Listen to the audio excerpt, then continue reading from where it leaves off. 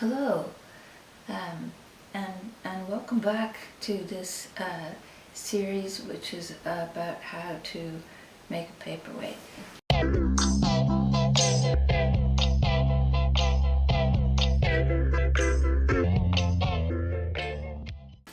Let's more or less begin with the problem of what a paperweight is. What is a paperweight? Is probably what some of you are asking. And often I find that one needs a paperweight when you have a small piece of paper that you can't hold on to with your hand. For instance, it would be very inconvenient for me to be working on my laptop and then also trying to hold down a piece of paper. So I'll get to this a little bit later. I'll explain what this piece of paper is a little bit later. So what you want to do is more or less get something which will hold the paper down. Because, for instance, if I had this piece of paper, this is the kind of piece of paper that I frequently have in my office, or a piece of paper like this, which piece of paper, which you're not going to put into a file.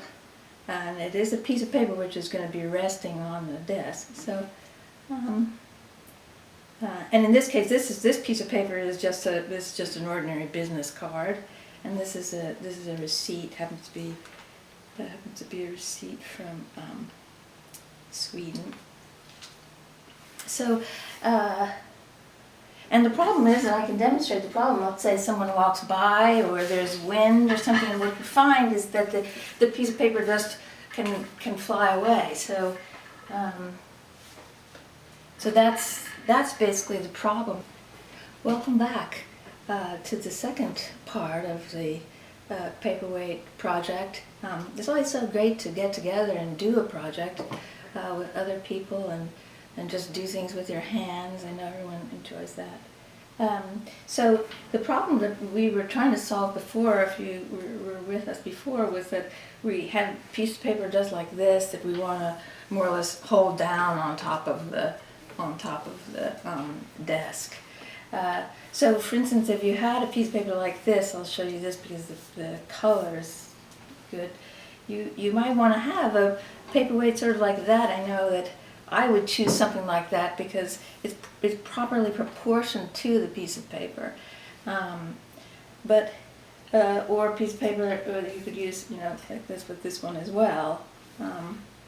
The problem that you have with a paperweight like that is that, again, if you have it, and we can just test each one of these. If you have wind, then you see how you lose. That doesn't really serve as a paperweight. Now I'll be right back. I'm just going to retrieve this.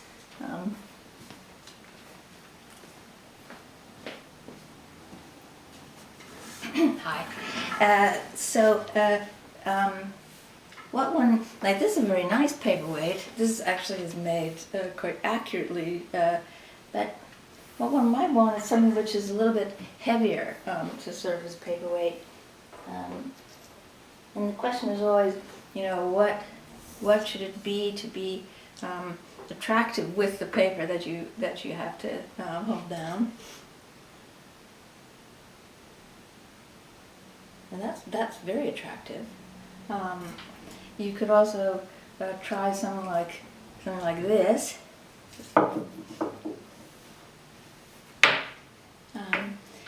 also have used much larger items. Sometimes a whole piece of paper down.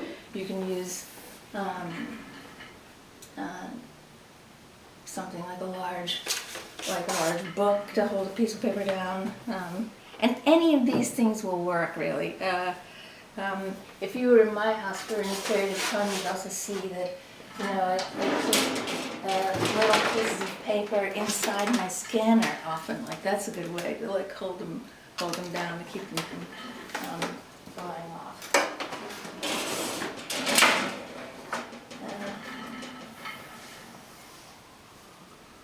So as you test different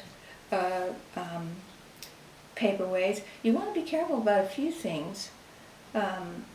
Because, for instance, let's say you use something that you already have on your desk, like I frequently have something like a cup of tea, but I would not rely on that as a paperweight.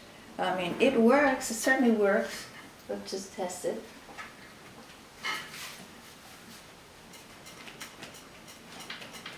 See, that's not going anywhere.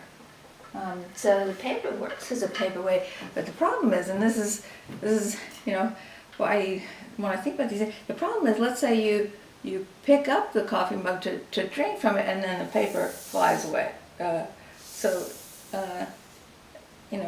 one's not going to work. One other sort of scientific solution might be something where you use a glue, you use a chemical solution to the paperweight problem, and then if you put sort of Post-its down on this. Excuse me, I did that wrong. You put Post-its. You could put a number of Post-its on top of this. And we'll just test to be sure that this works, but I think it probably will work. Then that's something that you often have already on your desk. But that even, you see, there's problems there.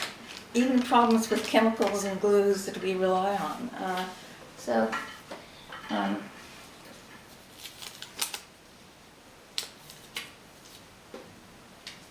want to go back to one that I sort of secretly think about, which is this is called a Buckeye, and it's something that my grandfather gave to me. Grandfather used to keep these in his pocket until they were very, very smooth.